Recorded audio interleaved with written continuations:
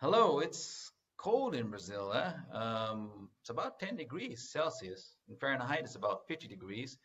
I grew up in Hawaii and I lived in California for a while, so yeah, I'm not used to that much cold, just like Brazilians. So you can see today I'm using a long sleeve shirt. I'm going to explain because this is an English class, so a long sleeve shirt. In the past, I used a short sleeve shirt. And I also have a collar shirt below this, like I guess a sweater. I look more formal, I guess, like a teacher. So I don't know. So I guess maybe it's cool, but it's basically to keep warm. Speaking of teaching, I give English class. Not only I give tips here, but I also give English class. So I just want to let you know I give English class, a specialized English class. I can customize your English class. I have a special class specifically for fleet managers and mobility professionals. But overall, I give classes from basic, intermediate, all the way up into advanced. And I guess I just want to give you my website. So my website is my name. I have another website for the teaching, but basically go to danielbland.com. So danielbland.com, which is my name, and you can get more information there. So let's start let's see, what do we have here today? I'm going to give you some vocabulary on acronyms, yeah. So acronyms are initials, and just keep in mind that this is an English class, so I'm going to talk about fleet and mobility, but it's not going to be, I'm not going to get into too much details. It's kind of basic because it's an English class. So the acronyms we're going to talk about are fairly simple. So the first one is called ABS. So I think maybe you might know what ABS means. It means anti-lock braking system. It's been around for a while, so most of the cars probably that you're getting have this. So you want to have an ABS braking system in your car. And if you see the light that goes off, you need to maybe pay attention to that. That means that it has been deactivated and there has been a malfunction within the system. But other initials, I guess, that you can, maybe something new nowadays is ADAS, which is ADAS. ADAS stands for what? Stands for Advanced Driver Assistance Systems. And there are different types of ADAS features. So one would be ESS, which could be ESS is emergency stop system. So you have like your car, you have your car is measuring the distance between the front of your car and the back of the car in front of you. And if it gets too close, it stops automatically, yeah? Emergency stop system. And of course, if there's something in the middle of the road and you're not paying attention, the car could stop for you. So yeah, so our cars are slowly becoming more and more autonomous, and they're starting to get features that are similar to this. What else would be cool to have for your fleet car would be maybe an ACC. ACC is adaptive cruise control. I have cruise control on my car, but it's not adaptive. So adaptive cruise control, it kind of keeps track of the distance between your car and the car in front of you. Kind of similar to ESS, but with adaptive cruise control, it keeps your cruise control, I guess in Portuguese is a piloto automático, pertaining to the distance of the car in front of you. So that's kind of cool. You don't have to, like with my car, if I get too close to the car, I have to turn off the cruise control and I have to turn it back on again. ACC, adaptive cruise control. Don't get confused between ACC and AC. So AC basically is just short for air conditioning. So air conditioning in Brazil, you kind of think that it pertains to cooling the car as well as heating the car. So where I grew up, AC is just for cooling. And if you want to heat the car, you have a heater. So you have AC and a heater. Practically all cars have heaters. Yeah, all cars have heaters, but AC is like kind of like an extra cost, I guess. So AC and ACC, don't get confused between them two. So speaking of stuff that you get, words you get confused on, I have a video here of me. I've been giving class for about 15 years, so it's a video of me explaining the confusions that Brazilians have of two different words. So yeah, there are a few words that you usually get confused with, but let's check it out. Let's see what is that. Hello, students. Okay, hoje vai falar sobre os erros que brasileiros fazem em vocabulário, em inglês. Então, the errors that Brazilians make in English in terms of vocabulary. Então, algumas palavras são confusos, né? E eu vou falar sobre as três palavras que ficam confuso para vocês. Número 1, é o diferente do boring e annoying. Boring, para nós, é entediado. E annoying é uma coisa irritante.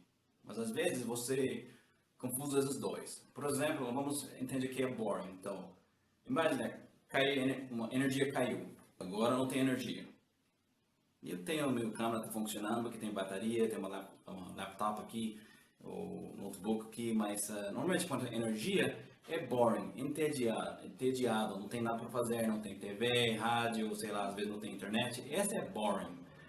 Mas imagine quando você dormindo à noite, tudo escuro, tenta parar dormir e você ouvir que isso, um mosquito. Em inglês é mosquito, aqui para vocês é pernilongo. Tem essa som, esse é chato, mas se chama annoying.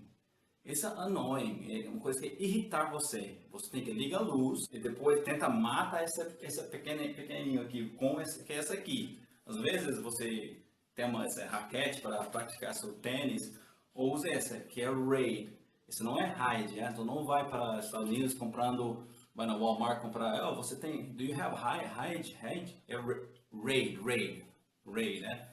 Então você mata mosquito, esse não é boring, não é entediante, na verdade é o oposto, né? Tem muitas coisas para fazer, tem que tentar matar essa cara, então essa não é boring, essa é annoying. Então não confunda os dois, porque normalmente o brasileiro vai achar, tem que matar esse pernilongo, esse é boring. Não, esse não é boring, esse é annoying. Boring é outra coisa, entediante. A segunda palavra que eu quero falar sobre o confuso do borrow e lend. Borrow e lend. Então, borrow, ele está se relacionando com quando você pede empréstimo de uma coisa. Eu quero uma coisa de empréstimo de outra pessoa. Então, borrow é give. Não, borrow é receive e lend é give. Então, borrow parece ser receive e lend é give. Então, imagine eu quero 20 reais de você. Eu preciso de 20 reais, eu vou pagar você semana que vem. O que eu vou falar? Eu vou falar, can I borrow 20 reais from you? Eu posso receber 20 reais de você? Ou eu posso falar, can you lend me 20 reais? Você pode me dar 20 reais? Então, essa segunda coisa tem problemas. Os brasileiros falam, can you borrow me 20 reais? Isso é errado, não é can you borrow me. Can you lend me ou can I borrow? Então, não fique confuso com isso. Então, número 3. O 3 é diferente do... confuso com pretender. Ok, pretender não é pretend em inglês. Então, esse é uma false cognate. As duas palavras em dois idiomas que parecem igual, mas não é a mesma coisa. E depois eu vou fazer um vídeo sobre isso, talvez como lista dos false cognates, os false friends. Então, o pretender não é pretend, porque em inglês pretend é fingir. Totalmente diferente. Então, imagine você fala que I intend to go to the gym. Você quer falar isso? Eu vou para a academia. Em inglês, você não fala I pretend to go to the gym. Você fala que eu vou fingir que eu vou para a academia. Na verdade, eu vou para o boteco, tomar cerveja, mas não fala I pretend to go to the gym.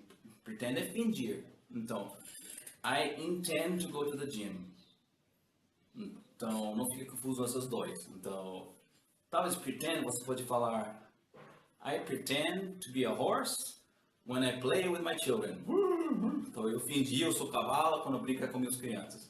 Esse pode falar pretend, talvez, né? Então, só essas algumas palavras que você fica confuso, espero que ajude um pouquinho. E depois eu falo um pouquinho sobre, acho que eu já fez, os confusos brasileiros têm com pronúncia, esse vocabulário. Eu vou fazer uma outra sobre gramática, ok? Até a próxima, see you later. Aloha. Okay, thanks, Hawaiian Dan. So, how can we use these words in your day-to-day as a fleet manager? Boring and annoying. Boring and annoying. I've driven to São Paulo before. I mean, no, I live in São Paulo. I've driven to Rio de Janeiro before, takes about 6 hours and it's kind of boring. So this is boring. During a 6 hour trip from Sao Paulo to Rio, it's boring. So I don't know. So you turn on the radio, you play music, so it's not so boring. Maybe for you, you guys can put on your I don't know your English class lessons and learn English while you're driving if you want. But that's boring. Annoying is a different thing. Like when I went to Rio from Sao Paulo, I usually don't get any tickets driving around Sao Paulo. I got two tickets driving to Rio. Why? Because the speed limit from Sao Paulo to Rio and coming back, it changes a lot. So it's like 120 kilometers per hour, 90 kilometers per hour, 80 kilometers per hour, 110, 70. It keeps changing. I don't know if the government's doing that on purpose to get some so that you get a ticket, but I got two tickets. This is annoying. This is annoying. Okay. The difference of borrow and lend. Imagine you want to finance your car and I am the bank. You borrow money from me. It's a financing. You borrow money from me. I lend money to you. Okay? Borrow is kind of like receiving and lend is kind of like giving. I'm lending money to you.